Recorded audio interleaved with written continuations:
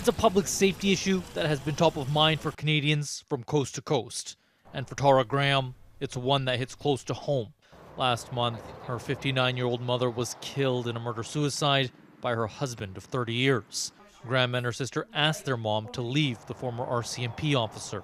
But despite our instincts, our mom assured us she was fine and that he would not hurt her. Their family is not alone.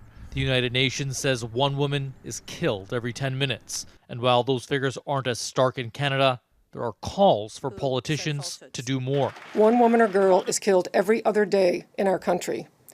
In 2024 so far, at least 22 women and girls were murdered by firearms, for which weapon was disclosed. Federal groups say despite Ottawa updating firearms legislation last year, provisions around weapons restrictions for cases of domestic violence have not been enforced. And in Ontario, critics say the sitting government has delayed calling the situation an epidemic.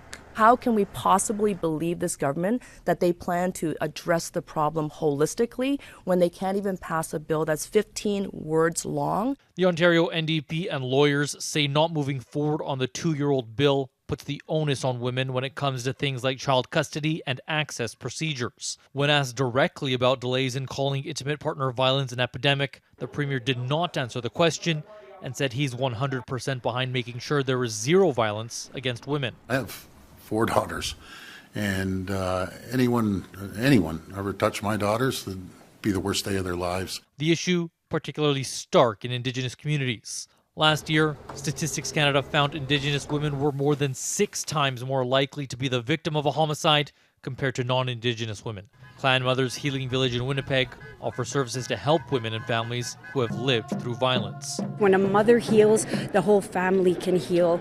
And so just as a mother, I want to take responsibility for what I have done to bring healing to my family. Monday marks the start of 16 days of advocacy, which ends on International Human Rights Day.